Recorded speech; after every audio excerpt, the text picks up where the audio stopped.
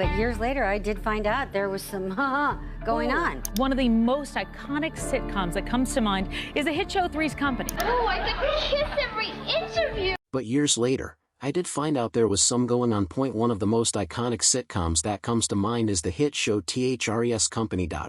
I think we kiss every inch of you. What happens when a light-hearted sitcom hides storms behind the laughter?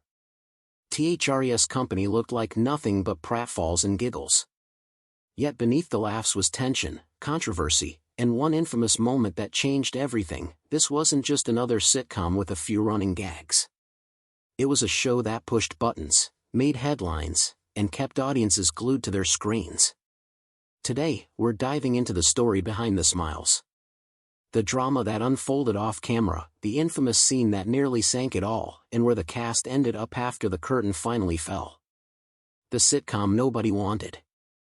Before Three's Company became the cheeky ratings-winning sitcom that defined late 7's television, it had to fight tooth and nail just to make it on air. Believe it or not, the show wasn't an original American idea. It was adapted from a British series called Man About the House. The premise was simple enough. A young man sharing an apartment with two women, all while trying to keep things strictly platonic. In Britain, that passed as daring comedy. In the US though, BBC executives weren't convinced at all. Throughout the mid-70s, multiple pilot episodes were shot and scrapped. Networks didn't know how to sell a sitcom that played with gender roles and sexuality at a time when those topics were still considered risky for primetime television. Executives worried middle America wouldn't tune in, and worse, they feared backlash. Yet producers persisted, tweaking the formula again and again until they found the right mix of charm and mischief. That eureka moment finally came in 1977, the writers hit on a clever twist. Jack Tripper, played by the endlessly physical John Ritter, would pretend to be gay so the landlord would allow him to live with Janet and Chrissy. It was audacious for its time, sly tackling the boss while still keeping the comedy broad and playful. Ritter's knack for slapstick and impeccable timing sealed the deal. When the show finally premiered, the gamble paid off. Viewers couldn't get enough of the misunderstandings, pratfalls and innuendo. Against all odds and plenty of nervous studio executives, Three's Company turned into an instant hit. What began as a shaky adaptation nobody believed in suddenly became ABC's secret weapon, proving that sometimes the riskiest ideas are the ones that stick. The next challenge wasn't getting the show on air. It was finding the right mix of actors who could make the chaos feel real and the comedy feel effortless, the chemistry that hooked America. Once Three's Company cleared its uphill battle to make it onto television, the question remained. Would audiences actually buy into its quirky premise? That answer came quickly. The series didn't just connect with viewers. It became a cultural phenomenon.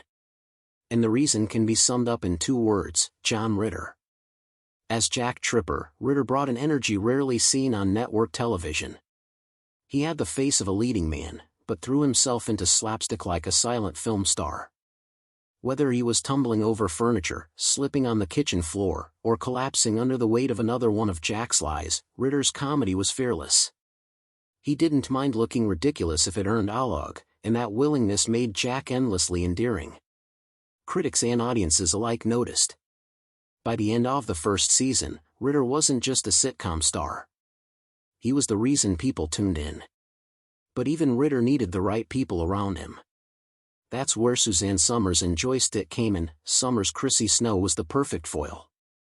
A bubbly, sweet-natured blonde who leaned into her scatterbrained tendencies. On paper, Chrissy might have looked like a stereotype, but Summers gave her a warmth that turned her into a national sweetheart. Joyce DeWitt, meanwhile, provided the show's anchor as Janet would. Practical, sharp, and just a little exasperated, Janet grounded the chaos, making the trio's dynamic both believable and hilarious. The chemistry among the three wasn't manufactured. It was lightning in a bottle. Their comic timing, their banter, and the constant misunderstandings created the kind of ensemble magic producers dream about, and let's not forget the supporting players. Norman Fell's Mr. Roper, the perpetually grumpy landlord, delivered sarcasm with the precision of a master craftsman. His deadpan disbelief at Jack's antics, paired with Audra Lindley's quick-witted Mrs. Rower, gave audiences yet another reason to laugh. the landlord-tenant relationship quickly became one of the most beloved running gags in sitcom history. What made the show resonate even more was its timing. The late 1970s was a period of cultural change. Conversations around gender roles, independence, and sexuality were bubbling into the mainstream. America was moving away from the rigid family structures of the 1950s and 60s, and young adults were exploring new ways of living, including cohabitation outside of marriage. THRE's company mirrored those shifts, just exaggerated enough for comedy. Jack pretending to be gay might have been the show's central gag, but it also allowed the writers to nudge each social taboos without being heavy-handed. The brilliance was in balance. It felt daring without being threatening, playful without being mean-spirited. Families could watch it together, but young adults saw their own lives reflected in its antics. The cultural moment gave THRE's company a ready-made audience, and the cast's chemistry kept them hooked week after week. By the end of its early run, it was clear the sitcom that nearly never aired had become ABC's crown jewel, with its stars instantly catapulted into pop culture history. But not everyone was laughing, and the very things that made the show a hit would soon spark one of the biggest controversies on television. When comedy crossed a line, success didn't come without its share of backlash. For every household glued to THRE's company, there was a critic ready to dismiss it. And at the center of the storm was Chrissy Snow. Suzanne Summers' portrayal of the bubbly, scatterbrained blonde quickly became a lightning rod for debate. On one hand, Chrissy was adored by audiences for her innocence, charm, and comic timing. She had a trademark giggle that was instantly recognizable, and her quirky one-liners often stole the show. On the other hand, critics, particularly feminist writers of the era, argued she embodied the worst kind of stereotype, the ditzy blonde who couldn't string two thoughts together. Summers herself pushed back against that view. In interviews, she often explained that Chrissy's appeal wasn't about stupidity, but about her ghoulish way of looking at the world. To Summers, Chrissy was childlike in her honesty and optimism, and that's what made her endearing. Still, the debates raged. Was Chrissy asset back for women on television, reinforcing tired cliches? Or was she a clever parody of society's limited expectations, holding up a mirror to outdated assumptions about femininity? The answer often depended on who you asked. Feminist organizations voiced concern while viewers at home, especially women, embraced Chrissy as a figure who brought warmth and joy to every scene. The controversy rather than cooling interest only fueled the show's notoriety, ensuring it stayed part of the cultural conversation. But Chrissy wasn't the only source of criticism. From the very beginning, THRE's company was accused of being lowbrow. Some reviewers dismissed it outright as little more than a bedroom farce. They pointed to the endless parade of misunderstandings, double entendres and slapstick. At a time when many Americans were still uneasy about the subject, the storyline snuck the topic into living rooms under the cover of comedy. The show also poked at other taboos. Unmarried men and women living together, women asserting independence, shifting attitudes towards sexuality, all while maintaining a playful, non-threatening tone. This push and pull between laughter and critique, between audience affection and cultural skepticism was part of the show's DNA. Some critics rolled their eyes at what they saw as fluff, while others acknowledged that behind the pratfalls and innuendos, the show was reflecting a society in flux. It wasn't groundbreaking in the way All in the Family or MASH had been, but it carved out its own lane, bringing controversial subjects into prime time without alienating mainstream audiences. And in the end, that may have been the secret of its longevity. Whether praised as bold or dismissed as frivolous, THRE's company was impossible to ignore. The debates only added fuel to the buzz. If the goal of a sitcom is to get people watching, laughing, and talking, then perhaps the criticism wasn't a weakness at all. It was proof of just how powerful the show had become, the price of stardom. By the early 1980s, Suzanne Summers was no longer just Chrissy Snow. She was a phenomenon. Her face was on magazine covers. Her name drew headlines, and the audience adored her. Naturally, Summers believed her paycheck should reflect her stardom. At the time, John Ritter was the undisputed lead, earning significantly more, while Summers, despite being the breakout star, was far behind. Armed with her husband-turned-manager, she demanded a raise to put her salary on par with Ritter's and to claim a share of the show's profits. What followed was nothing short of war. Producers balked at her demands, seeing them as outrageous, and negotiations turned toxic.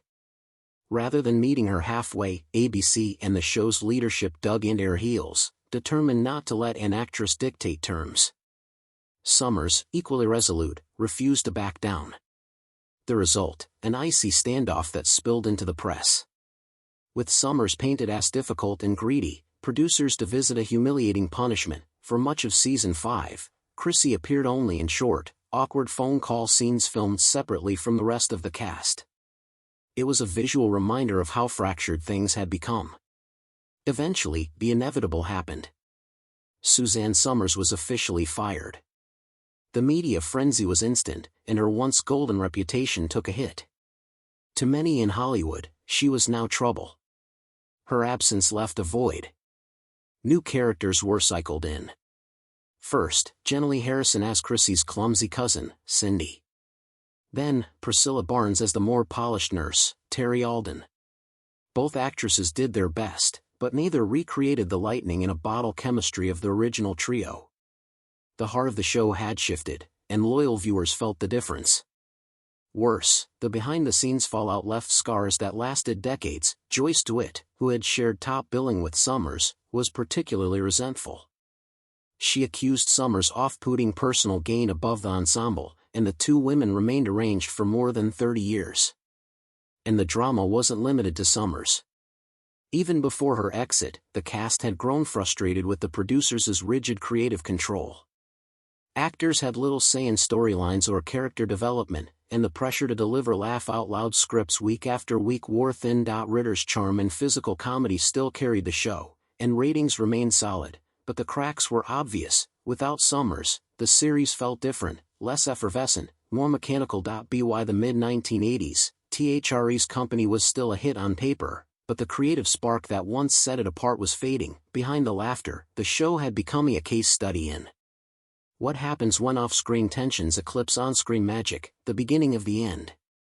After years off dominating the ratings, cracks began to appear in the show's once unshakable formula.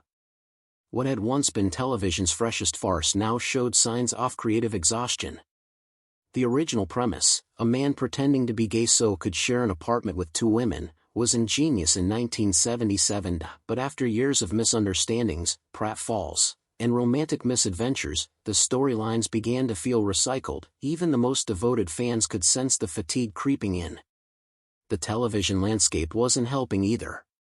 In 1983, the A-Team exploded onto the airwaves with high-octane action, explosions, and larger-than-life heroes. Audiences flocked to the new spectacle, and the once invincible sitcom found itself losing ground. Viewers who once tuned in for Jack Tripper's clumsy charm were now being pulled away by machine guns and car chases. Against such flashy competition, Three's Company struggled to prove it still had something new to offer.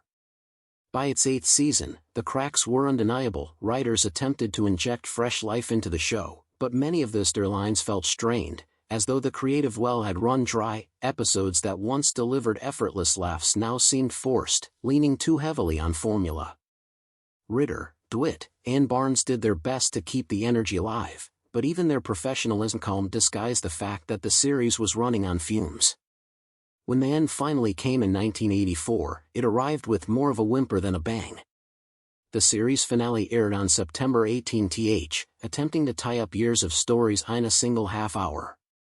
Jack proposed to his new love interest, while Janet quickly walked down the aisle with Philip Dawson, all in record time. For a sitcom that had built its reputation on letting small misunderstandings spiral into grand comedy, the rushed storytelling felt uncharacteristic and unsatisfying. Fans had invested years in these characters only to see their journeys wrapped up like a checklist. Still determined to keep the brand alive, producers launched a spin-off, Three's A Crowd, following Jack Tripper's new relationship with Vicky Bradford. On paper, it seemed like a natural continuation. After all, Ritter remained a beloved figure. But without the ensemble magic of Janet, Chrissy, and even the meddling Ropers, the series lacked heart. Critics found it underwhelming. Audiences didn't buy in, and the show fizzled out after just one season. For a sitcom that had once dominated the airwaves, it was a sobering end.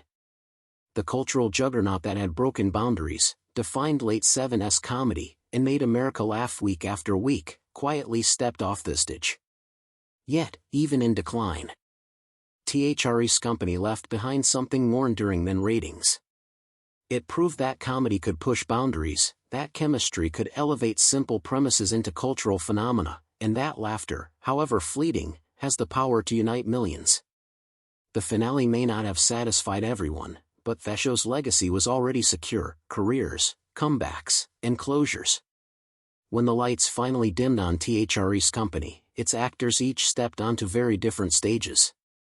Some into Hollywood spotlights, others into quieter, more personal chapters. Yet, all of them carried the legacy of the sitcom that defined a generation. At the center was John Ritter, the heart and soul of Jack Tripper.